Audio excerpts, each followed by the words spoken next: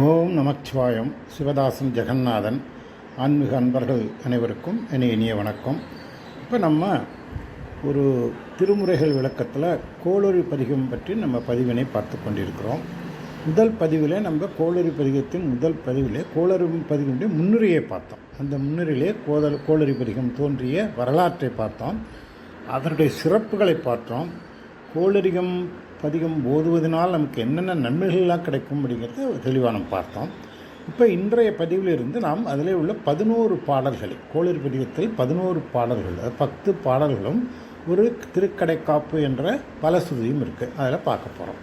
கூடிய வரைக்கும் ஒரு நாளில் நம்ம ஒரு பாடலை தான் பார்க்க முடியும். ஏன்னா இந்த கோளரி பதிகத்தின் ஒவ்வொரு பாடல்களும் மிக அதிகமான பொருட்செறிவும் அருட்செறிவும் உள்ளத்தை மயக்கி கவரக்கூடிய தன்மையும் உடையவைகள். இதில் இந்த பெருமைகள் நம்ம சொல்லவே முடியாது. இதை நான் ஒவ்வொரு பாடலையும் விளக்கும் போதும் நான் சொல்லும் போதே நீங்கள் உணர்வீர்கள். அதனால் இன்றைக்கி நம்ம முதல் பாடலை ஆரம்பிக்க போகிறோம். இப்போ இந்த முதல் பாடலில் நம்ம முதலே சொன்னோம் கோளறு பதிகம். இந்த 11 பாடல்களும் இந்த தலைப்பு கோளறு பதிகம். இப்போ நான் முதலே சொன்னேன் கோளறு பதிகம் அப்படின்னு சொல்கிற இந்த 11 பாடல்களும் கோள்களுடைய தீமைகளை அறுத்து அவைகள் நல்லவைகளாக இருந்து அடியவர்களுக்கு நன்மை செய்வதை பற்றி மட்டும் சொல்லவில்லை அப்படிங்கிறத நம்ம எல்லாரும் உணர்ந்துக்கணும். எல்லோரும் நினச்சிட்டு இருப்பாங்க இந்த 11 பாடலும் நாளும் கோளும் நலியாடை நிறைய கோளும் நாட்கள் இதனுடைய தீய பலன்களை கழித்து நல்ல பலன்களை கொடுக்கக்கூடியவன்னு நினைப்பாங்க. அப்படி கிடையாதுங்க. நான் சொன்னேன் இந்த கோளும் நாளும் இந்த 9 கோள், இந்த 7 நாட்கள், இந்த நாட்கள் தவிர இன்னும் 28 பொருள்களினால் அது இன்க்ளூடிங் சாதாரண ஒரு காற்று, மலை, கடல் அந்த மாதிரியிலேருந்து உச்சக்கட்டமாக திருமால் வரைக்கும் உள்ள அனைவரையும் கொண்ட அந்த 28 பொருள்களாலும் அவைகளெல்லாம் எந்த விதமான துன்பமும் இல்லாமல் அனைத்தும் நல்லவைகளாக அமையும் அப்படிங்கிறது தான் இந்த பாடல்கள் விளக்குது. அதான் நம்ம இந்த எல்லா பாடல்களும் விளக்கமாக பார்க்க போகிறோம். இன்றைக்கி பாடலில் இந்த கோள்களுடைய பற்றி அவை என்ன செய்யும், அவனால் என்ன ஏற்படும், அவைகள் எப்படி ஆகும் அப்படிங்கிறது தான் இந்த முதல் பாட்டில் சொல்லார். இப்போ இந்த நேத்திய சொன்ன இந்த 11 பாட்டுகள் அமைப்புமே என்னான்னு கேட்டிங்கன்னா, முதல் 2 வரிகளில் சிவபெருமானுடைய தன்மைகளை விளக்குறார். அவர் எப்படிப்பட்டவர், ஒரு உருவம் என்ன, அவர் எப்படிலாம் சொல்லிவிட்டு அதுக்கப்புறம் அடுத்த 4 வரிகளில் தான் முதல் 2 வரியில் அடுத்த 2 வரிகளில் தான் அதை அவங்க என்னென்ன செய்வாங்க, என்னென்னதான் செய்யக்கூடியவர்கள், அவைகளெல்லாம் எப்படி நல்லவையாக மாறுகின்றன என்பதை விளக்குவார். இப்போ நம்ம டைரெக்டாக பாடலுக்கு போயிடுவோம். முதல் பாடல் வேயுரு தோழி பங்கன் விடமுண்ட கண்டன் மிக நல்ல வீணை தடவி மாசரு திங்கள் கங்கை முடிமேல் அணிந்து என் உளமே புகுந்த அதனால் ஞாயிறு திங்கள் செவ்வாய் புதன் வியாழன் வெள்ளி சனி பாம்பு 2, இந்த பாம்பு 2 உடனே ஆசரு நல்ல அவை நல்ல அடியார் அவருக்கு மிகவே. இப்போ இந்த பாட்டில் நம்ம பார்க்க வேண்டிய விஷயங்கள் என்னன்னு கேட்டிங்கன்னா, இந்த நல்லங்கிற வேர்டு 5 இடத்துல வருதுங்க. மிக நல்ல வீணை தடவினார், அப்புறம் ஆசரு நல்லன்னாரு, அப்புறம் அவை நல்லன்னு 5 இடத்துல இந்த நல்லங்கிற வார்த்தையை உபயோகப்படுத்துகிறாரு. அப்புறம் 2 வார்த்தைகள் மாசரு அப்புறம் ஆசரு. மாசருன்னு என்ன, மாசுன்னா குற்றமற்ற, ஆசருன்னா என்ன, துன்பமற்ற அப்படின்னு சொல்கிறாரு. இந்த வேர்டுகள், இந்த வார்த்தைகள்லாம் இதில் முக்கியமான வார்த்தைகள். அதை தான் நான் உங்களுக்கு திருப்பி இந்த வேலைக்கு சொல்கிறேன். இப்போ இந்த வேயுரு தோழி பொங்கன் விடமுண்ட கண்டன் மிக நல்ல வீணை தடவி மாசரு திங்கள் கங்கை முடிமேல் அணிந்து என் உளமே புகுந்த அதனால். இந்த முதல் 2 வரி இதில் என்ன சொல்கிறாருன்னா, அந்த சிவபெருமானுடைய தோற்றத்தை விவரிக்கிறாரு. வேயிறு தோழி பங்கங்கிறாரு, விடமுண்ட கண்டன்கிறாரு, அப்புறம் மிக நல்ல வீணை தடவிங்கிறாரு, அப்புறம் ஒரு மாசரு திங்கள் கங்கை முடிமேல் அணிந்தங்கிறாரு. அப்படிப்பட்ட சிவபெருமான் என் உளமே புகுந்ததனால் அப்படின்னு 2 வரியிலே சொல்கிறாரு. இதனால் என்ன நடக்கும் சொல்கிறாருன்னா, ஞாயிறு திங்கள் செவ்வாய் புதன் வியாழன் வெள்ளி சனி, இந்த 5 கிரகங்கள், பாம்பு 2 ராகு கேது, இந்த 7 9 கிரகங்கள், ஞாயிறு திங்கள் செவ்வாய் புதன் வியாழன் வெள்ளி சனி இன்னும் 7, அதோட பாம்பு 2 ராகு கேதன் இந்த 9 கிரகங்கள் சொல்லி அவை என்ன ஆகும்னு சொல்கிறாருன்னா, ஆசரு நல்ல குற்றமற்ற நல்லவைகளாக, ஆசருன்னா குற்றமில்லாத நல்லவைகள் ஆகுங்கிறாரு. அப்புறம் அடுத்ததாக அவை நல்ல நல்ல அடியாரவர் நல்ல அடியாகுங்கிறார். இப்போ என்ன பண்ணுவார்னா, முதல்ல வந்து குற்றம் தீமைகள் செய்யாதுன்னு சொன்னவர் நல்ல நல்ல நன்மைகளை மட்டுமே செய்யும் அப்படின்னு இந்த பாட்டில் சொல்லி அடியார் அவருக்கு மிகவே அப்படின்னு இந்த முதல் பாட்டை சொல்கிறாரு. எளிமையான பாட்டு, அழகான பாட்டு, அனைவருக்கும் தெரிந்த பாட்டு, எல்லா இடங்களிலும் இந்த பாடலை பாடிக்கொண்டிருப்பார். இதில் இன்னொரு முக்கியமான விஷயங்க நான் சொல்ல மறந்துட்டேன்னு நினைக்கிறேன். இந்த கோளறு பதிகத்தை வந்து எல்லோரும் போய் இந்த கிரகங்களுடைய சன்னதியில் பாடுவாங்க. கோளறு பதிகங்களை கிரகங்களுடைய சன்னதியில் நம்ம பாடுவதை தவிர்க்க வேண்டும். ஏன்னா கோளறு பதிகம் பரமேஸ்வரனுடைய புகழை பற்றி, அவருடைய பெருமையை பற்றி, அவரிடம் இந்த கிரகங்களும் மற்ற உலகத்தில் இந்த பிரபஞ்சத்தில் அனைத்து பொருள்களும் என்னென்ன கஷ்டங்கள்லாம் உண்டாக்குமோ அதையெல்லாம் விளக்க வேண்டும். அவன் விளக்கக்கூடிய தன்மை இறைவனுக்கு உண்டுன்னு அது சிவபெருமான் மேலப்பட்ட பாட்டு. நீங்கள் அதனால் கிரகத்தை நிறைய பேர் என்ன பண்ணுறாங்கன்னா, ஒவ்வொரு கிரகத்துக்கும் போய் இதை பாடிக்கிட்டு இருப்பாங்க. அங்கே போய் பாடுவது சிறப்புடையது அல்ல. கோளறு பதிகம் சிவபெருமானுடைய சன்னதியில் மட்டும் பாட வேண்டும். ஓகே, இப்போ இந்த இதை வந்து நம்ம வந்து கொஞ்சம் விளக்கமாக பார்க்கலாம். இப்போ வேயுரு தோழி பங்கன். வேயினா என்ன?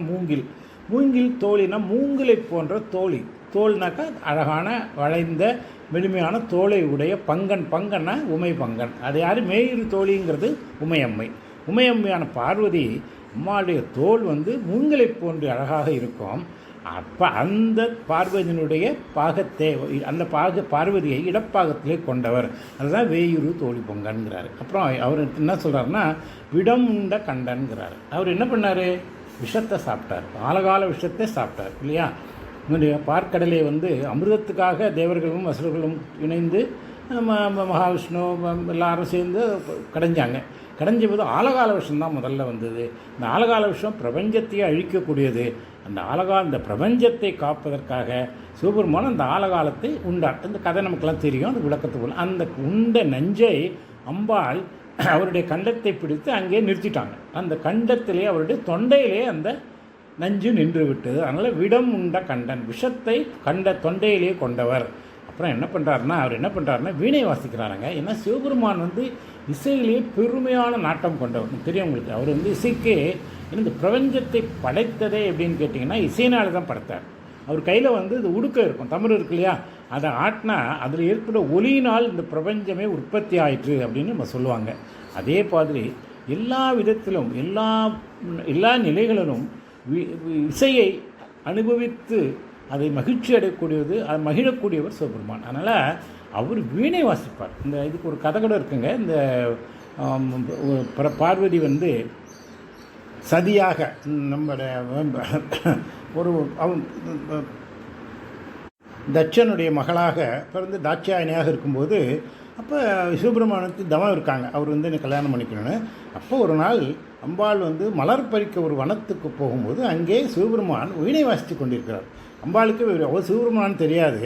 ஆனால் ஒரு அழகான வாலிபன் வீணை வாசிக்கிட்டு இருக்காருன்னு அதை பார்த்து அம்பாள் மயங்கினாங்க அப்படின்னு அந்த கதை போயிட்டுருக்கோம். அதனால் அவர் வீணையை மிக நல்ல வீணையிலேயே வந்து நம்ம வீணையை பற்றி நம்முடைய டாக்டர் சுகுடா அம்மையாருக்கு தெரியும். அவங்கன்னா பெரிய வீணையில் பெரிய பாண்டித்யம் பெற்றவங்க இல்லையா? அதனால் அந்த வீணை பற்றி நமக்கெல்லாம் வீணைன்ற நாதம் தெரியும், வீணையை ரசிக்க முடியும். அதில் நல்ல வீணைன்னு சொல்கிறாரு, மிக நல்ல வீணைன்னு சொல்கிறாரு. வீணையில் வந்து எத்தனையோ வீணைகள் இருக்குது, நமக்கு அவ்வளோலாம் தெரியாது. இப்படிப்பட்ட ஒரு நல்ல வீணையை தடவி அதை வாசிக்கிறாரு. அதை வாசித்து அவர் எப்படி இருக்காருன்னு கேட்டிங்கன்னா அவருடைய உருவத்தை சொல்கிறாங்க. அப்படின்னா வேயுரு தோழி பொங்கன் விடமுண்ட கண்டன் மிக நல்ல வீணை தடவி அவர் முடியில் என்ன வச்சுருக்காருன்னா திங்கள் கங்கை முடிமையில் அணிந்து ரெண்டையும் வச்சுருக்கார். அவருடைய ஜடாமுடியில் என்ன நிறைய பொருள் இருக்குது, நம்ம அதெல்லாம் சொல்ல போகிறதில்ல. திங்களும் கங்கையும் இருக்குது அப்படிங்கிறாங்க. அது என்ன சொல்கிறாங்கன்னா மாசரு திங்கள் கங்கை முடிங்கிறாங்க. ஏன்னா இந்த திங்களுக்கும் கங்கைக்கும் மாசு உண்டு, புரியுதா உங்களுக்கு? திங்களுக்கு என்ன மாசுன்னு கேட்டிங்கன்னா நீங்கள் முழு நிலா பௌர்ணமியை பார்த்தீங்கன்னா அதில் மாசு இருக்கும் இல்லையா, அதில் கரை இருக்கும். அதே மாதிரி கங்கை இந்த பூமிக்கு வருவதற்கு முன்பு பகீரதன் தவம் பண்ணி கங்கையை போய் கஷ்டப்பட்டு அழைக்கிறார் பூமிக்கு வரணும் அப்படின்னு. ஆனால் கங்கை ஆணவம் மிக கொண்டு நான் வர முடியாது, நான் வந்தால் பூமி அழிந்துவிடும், என்னுடைய பிரவாகத்தை பூமியால் தாங்க முடியாது அப்படின்னு ஆணவத்தோடு இருந்தாங்க. ஆனால் அதுக்கப்புறம் சிவபெருமான் ஆணத்தை அழித்து தலையிலே தாங்கினார். அதனால் மாசோடு இருந்த திங்களையும் கங்கையும் மாசு நீக்கி அவனை முழு நிலாவும் மாசுடையது, அதனால் பிறை நிலா வச்சுருக்காரு. கங்கை பிரபஞ்சத்துக்கு பூமிக்கு வரும்போது அந்த ஆணவத்தோடு வந்த கங்கையை தலையிலே தாங்கி அந்த ஆணவத்தை அழித்தார். அதனால தான் இருக்கு மாசரு திங்கள் மாசரு கங்கை முடிமேல் அணிந்துன்னு அதில் முடியிலே வச்சுருக்காரு. சரி, இவர் என்ன பண்ணாருங்க அப்படின்னா, இவர் இப்போ சிவபெருமானிடம் நுழைக்காச்சு. அடுத்தபடியாக என்ன சொல்கிறாருன்னா, என் உளமே புகுந்த அதனால். இவர் சிவபெருமான் கைலாசில் இருக்கிறாரு, மேருமலையில் இருக்கிறாரு, எத்தனையோ ஸ்தலங்களில் இருக்கிறாரு, பலருடைய உள்ளத்தில் இருக்கிறாரு. ஆனால் சிவனடியார்கள் அனைவரோடும் இருக்கிறார். ஆனால் எனக்கு என்னன்னா, என்னுடைய உள்ளத்திலே அவர் புக வேண்டும். அந்த உள்ளத்திலே புகுந்தார். இப்போ எதனால் புகுந்தார்? நான் சிவனே கதி என்று எண்ணிய காரணத்தினால், சிவனை விட வேறொரு தெய்வம் இல்லை என்று எண்ணி சிவன் திருவடிகளையே என்னுடைய தலையிலே சிரசாதேவன்னு சொல்லுவாங்களே, அவருடைய திருவடியை என் தலையிலே ஏந்தி நான் வணங்குவதனால் அவர் என் உள்ளத்திலே புகுந்தார். அவர் உள்ளத்தில் புகுந்ததனால் இப்போ என்னாச்சு? ஞாயிறுனா என்ன? சூரியன் இல்லையா? ஞாயிறுங்கிறது சூரியன். திங்கள்னா சந்திரன், செவ்வாய்னா செவ்வாய் கிரகம், புதன்னா புதன் கிரகம், வியாழன்னாக்கா குரு கிரகம், வெள்ளின்னா சுக்கிர கிரகம், சனின்னா பாம்பு கிரகம், சனின்னா சனீஸ்வர கிரகம், பாம்பு 2 ராகு கேது. இந்த 2 கிரகங்கள், இந்த 7 கிரகங்கள் எல்லாம். இந்த கிரகங்களுக்கு நம்ம எல்லா கிரகங்கள் அந்த ஒவ்வொரு கிரகத்துக்கும் ஒரு குணம் இருக்குது. அந்த குணம் எப்படின்னு கேட்டிங்கன்னா, அது இருக்கிற இடத்துக்கு ஏற்ற மாதிரி மாறுபடும். நமக்கு இந்த 12 கட்டம் இருக்கு இல்லையா, அதில் ஒவ்வொரு கிரகமும் ஒவ்வொரு கட்டத்தில் நம்ம அது லக்னம்னு சொல்லுவாங்க, அந்த ஸ்தானம்னு சொல்லுவாங்க இல்லையா. அப்படி இருக்கும்போது ஒருவனுடைய அந்த ஜாதகத்தில் எந்த இடத்துல அந்த கிரகம் இருக்கிறது, அது எத்தனை வருஷமாக இருக்குது அப்படின்னு இதெல்லாம் ஜாதக வல்லுநர், ஜோதிட வல்லுநர்களுக்கு தெரியும். அவங்க சொல்லுவாங்க, அது கிரகங்கள் இருக்கிற ஸ்தானத்தை பொறுத்து, ஆனால் அந்த ஸ்தானத்தை பொறுத்து அது நல்லவைகளோ தீமைகளோ வரும். எல்லா கிரகங்களும் நன்மையும் கொடுக்கும், எல்லா கிரகங்களும் தீமையும் கொடுக்கும். இதில் மாற்றம் கிடையாது. அது எப்படின்னு கேட்டிங்கன்னா, அவர் இருக்கிற ஸ்தானத்தை பொறுத்தது. நம்ம சுக்கிர தசைன்னு சொன்னால், சுக்கிரன் எல்லாருக்கும் நன்மை கொடுப்பாங்க, செல்வத்தை கொடுப்பாங்க. குருனாக்கா குரு பார்வை பார்த்தா எல்லாமே நல்லா இருக்கும்னு சொல்லுவாங்க. அதெல்லாம் உண்மைதான். ஆனால் சனீஸ்வரன் பார்த்தா சனி பார்வை பார்த்தா எல்லாம் கெடுதல்னு சொல்லுவாங்க. இது எல்லாம் ஜென்ரலைஸ்டு ஸ்டேட்மெண்ட். இப்போ சனியை போல் கொடுப்போன்னு இல்லைன்னு சொல்லுவாங்க. எல்லாரும் சொல்லுவாங்க சனீஸ்வரம் 7 நாட்டு சனி வந்தால் சரி, சனி திசை நடந்தால் சரி, எல்லாம் கஷ்டம்னு சொல்லுவாங்க. அது மட்டும் அது அந்த நேரத்தில் தான். ஆனால் அந்த சனி எந்த கிரகத்தில் இருக்கிறது, யாரோட இருக்கிறது, எத்தனாவது இடத்துல இருக்கிறது, இதெல்லாம் பொறுத்து தான் பலன்கள் அமையும். அதனால் இந்த இறைவனை சிவபெருமானை என்னுடைய உள்ளத்தில் ஏற்றி கொண்டதனால் இந்த கிரகங்களினால் விளையக்கூடிய தோஷங்கள் அனைத்தும் அது ஒழிந்துவிடும். அதனால் நல்ல அப்படிங்கிறார். அப்போ அந்த நல்லங்கன்னா கெடுதல் இல்லாமல் கெடுதல் அனைத்தும் நல்லவையாக மாறிவிடும் அப்படின்னு சொல்லிட்டார். ஓகேயா? அப்போ என்ன ஆச்சுன்னா, சரி அது மட்டுமான்னு சொல்லிட்டுனா அடுத்தது சொல்கிறாரு மிக நல்லங்கிறார். இப்போ என்ன பண்ணுறாருன்னா, இது கெடுதல் நல்லதாக மாறுறது ஒரு விஷயம், கெட்டவன் நல்லவனாக மாறுறது விஷயம், இன்னொரு நல்லவனாகவே இருக்கிறது இல்லையா. அதே மாதிரி அவைகள் நன்மை மட்டுமே செய்யும். இப்போ புரியுது அவங்களுக்கு டிஃப்ரென்ஸு? முதல் நல்லங்கிறது தீமைகள் அவர்கள் செய்யாமல் நல்லது செய்யும். இங்கே தீமைக்கு பேச்சே கிடையாது, அனைவும் நல்லவையாக முடியும். அதனால தான் 2வது நல்ல அவை நல்ல அடியார் அவருக்கு மிகவே. யார்? சிவபெருமானுடைய அடியார்களுக்கு இந்த நல்ல செயல்களை நல்ல பலன்களை இந்த 9 கிரகங்களும் கொடுக்கும். அப்படியும் அந்த கொடுக்கறதுக்கு அந்த காரணமாக இருக்கிற அந்த பரமேஸ்வரனை இன்று உள்ளத்திலே வைத்து ஏற்றுக்கொள்ள வேண்டும் அப்படின்னு நம்ம இது சொல்கிறோம். இல்லை, இது சிவபெருமானை வணங்கினவனுக்கு எல்லாரும் கிடைக்குமானுக்கா நீங்கள் கேட்பா, நான் சாமி கூப்பிட்டுக்கிட்டே இருக்கேன், எனக்கு ஒன்றும் நல்லது நடக்கலையே அப்படின்னு சொல்லுவாங்க. அதெல்லாம் ஒரு தவறான விஷயங்க. ஏன்னா கடவுள் நம்ம எப்பொழுதும் இந்த பிரபஞ்சமே கடவுள் சிவபெருமான். இந்த பிரபஞ்சம் சிவபெருமானுக்குள்ளே தான் இருக்குது. இது பலமுறை நான் சொல்லியிருக்கோம், இந்த பிரபஞ்சமே அவருக்குள் அடக்கும். ஆனால் இந்த சிவபெருமான் இந்த பிரபஞ்சம் முழுவதும் இருக்கிறார். இதுதான் அத்வைத தத்துவம். அதனால் அப்படி இருக்கும்போது நம்ம பக்கத்தில் சிவபெருமான் இருக்கிறார்.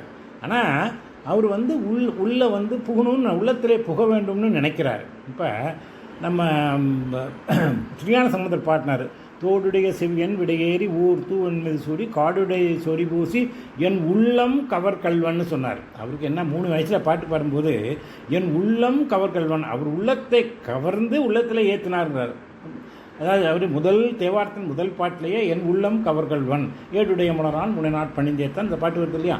அந்த அந்த உள்ளத்தை கவர வேண்டும். அவர் உள்ளத்தை கவரணும்னு சொன்னால் அவர் ரெடியாக நிற்கிறாரு. நீங்கள் கதவை சாத்தி வச்சுட்டிங்கன்னா உள்ளே வர முடியுமோ? நம்முடைய மனக்கதவை திறக்க வேண்டும். மனக்கதவை எப்படி திறக்கிறது? அவருடைய பெருமைகளை பேச வேண்டும். அதாவது இமைப்பொழுதும் என் நெஞ்சில் நீங்காது இருக்க வேண்டும். அவரை இமைப்பொழுதும் என் நெஞ்சில் நீங்காதான் தாழ்வாழ்கன்னு மாணிக்கவாசகர் சொன்னார் இல்லையா? நமச்சிவாய வாழ்க, நாதன் தாழ்வாழ்க, இமைப்பொழுதும் என் நெஞ்சில். நான் இமைப்பொழுதும் என் நெஞ்சில் அவன் நீங்காமல் இருக்கணும் அப்படின்னா இமைப்பொழுதும் நீங்கள் வேறு சிந்தனை இல்லாமல் இருக்க வேண்டும் அப்படின்னு. அப்போ நீங்கள் ஒன்றுக்கல, ஏங்க இமைப்பொழுதும் வேறு சிந்தனை இல்லைன்னா மனுஷன் வாழ முடியுமான்னு? இமைப்பொழுதும் சிந்தனை நீங்கள் வேண்டும்னா பேசுங்க. ஒரு பெரிய கச்சேரி நடக்குது, இந்த கடை பின்பக்கம் ஒரு கர்நாடிக்கோ வச்சுங்க, ஒரு தம்புராவனுடைய அந்த சுருதி ஓடிக்கிட்டே இருக்கும். அது எங்கேயா நிற்குமோ? சுதி ஒழிச்சு கொண்டே இருக்கும். பாட்டு மேலே ஏறும் இறங்கும். அதே மாதிரி இந்த சுதி இப்போ நாதஸ்வரம் வாசிச்சான்னா அந்த அவங்களும் சுருதி அந்த காலத்தில் ஒத்துன்னு சொல்லுவாங்க. அது பாட்டுக்கு அது நான்ஸ்டாப்பாக ஓடிக்கிட்டு இருக்கும் இல்லையா? அதே மாதிரி இமைப்பொழுதும் இந்த சிவ சிந்தனை நான்ஸ்டாப்பாக அது ஓடிக்கிட்டு இருக்கணும். அந்த பேக்ரவுண்டில் தான் நம்ம எல்லா வேலையும் செய்யலாம். அனைத்துமே ஆனால் என்ன செய்யணும்னா சர்வம் சிவார்ப்பணம் அப்படின்னு எனக்கு செய்யணும். அப்படிப்பட்ட நிலையை தான் என்ன சொல்கிறாருன்னா, என் உளமையே புகுந்த அதனால் உன்னுடைய உள்ளத்தில் அவர் புக வேண்டும் என்று சொன்னால் நீ உள்ளத்தை திறந்து வைத்திருக்க வேண்டும். ஏன்னா அவர் ரெடியாக இருந்து நிற்கிறார் வாசல்ல. அவருக்கு நல்லவன், கெட்டவன், உயர்ந்தவன், தாழ்ந்தவன், ஆம்பளை, பொம்பளை, குழந்தை, பெரிய எந்த வித்தியாசமும் கிடையாது. இறைவனுக்கு என்ன வித்தியாசம் இருக்குது? அவர் அனைத்தையும் கடந்தவர்.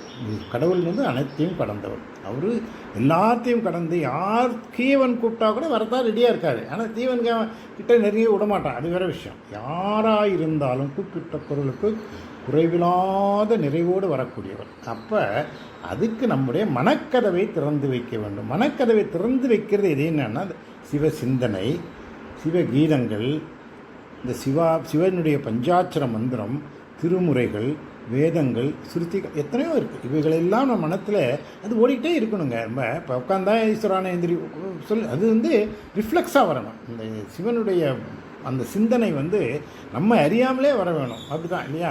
இப்போ நீங்கள் பாட்டு பாடுறவங்க கச்சேரி நிறுத்தினா கூட அந்த சுருதி அது பாட்டிக்கு ஓடிக்கிட்டே தான் இருக்கும். தம்புரா சுருதி ஓடிக்கிட்டே தான் இருக்கும் இல்லையா? அது நிற்காது. அதே மாதிரி இந்த சிவ சிந்தனை இமைப்பொழுதும் நீங்காமல் என் உள்ளத்திலே இருந்தால் இந்த ஞாயிறு, திங்கள், செவ்வாய், புதன், வியாழன், வெள்ளி, சனி, ராகு, கேது இந்த 9 கிரகங்களும் எந்த கெடுதலும் செய்யாது. அது மட்டும் இல்லை, அவைகள் நல்லவை மட்டுமே செய்யும் அப்படின்னு அழகாக சொல்லி இந்த பாட்டை, முதல் பாட்டு ரொம்ப அழகான பாட்டு. இதே மாதிரி தான் ஒவ்வொரு பாட்டும் வரப்போகுது. ஆனால் இப்போ இன்றைக்கி கிரகங்களை பற்றி பார்த்துட்டோம். நாளைக்கு நட்சத்திரங்களை பற்றி பார்க்க போகிறோம் 2வது பாட்டில். இப்போ நீங்கள் அதனால் நம்ம இந்த மறுபடியும் சொல்கிறேன், கோளூர் பதிகம் கிரகங்களை பற்றி மட்டுமல்ல, நாளைக்கு நம்ம நட்சத்திரங்களை பற்றி பார்க்க போகிறோம். அது இந்த 27 நட்சத்திரங்கள் இருக்கா, அதில் எது கெட்ட நட்சத்திரங்கிறாங்க, நல்ல நட்சத்திரம்னு சொல்லுவாங்க. அவைகளும் நல்லவையாக மாறும் அப்படிங்கிறத அழகாக பார்க்க போகிறோம். அது அடுத்த பாடலிலே. அதனால் இத்துடன் இந்த பதிவை நிறைவு செய்கிறேன். நீங்கள் எனக்கு ஒரு வேண்டுகோள் என்னன்னு கேட்டிங்கன்னா, இந்த கோளரி பதிகம் ரொம்ப எளிமையான பதிகம். நிறைய கஷ்டமான பதிகங்கள் இருக்குது. கோளரி பதிகம் ரொம்ப எளிமையான பதிகங்கள். அதில் நிறையா விதங்கள் திருப்பி வரும். அந்த கோளரி பதிகத்தில் 4 வரி இருந்தால் கூட நிறையா விஷயங்கள் திருப்பி தான் வரும். அதனால் இது எளிமையாக நம்ம மனப்பாடம் செய்து உள்ளத்தில் ஏற்றுக்கொள்ளலாம். அதனால் தயவுசெய்து நீங்கள் எல்லோரும் இந்த 11 பாடல்களையும் உள்ளத்தில் ஏற்றிக்கொண்டால் சிவபெருமான் நம்முடைய உள்ளத்திலிருந்து நீங்காமல் நிறைவார். அவர் நீங்காமல் உள்ளே புகுந்ததனால் நமக்கு அனைத்து விதமான அனைத்து தீவைகளும் நல்லவாக மாறி அவைகள் நல்லவைகளே மட்டும் செய்யும் அப்படின்னு சொல்லி இந்த பதிவை நிறைவு செய்கிறேன். நன்றி, வணக்கம். சிவதாசன், ஜெகநாதன். ஓம் நமச்சிவாயம்.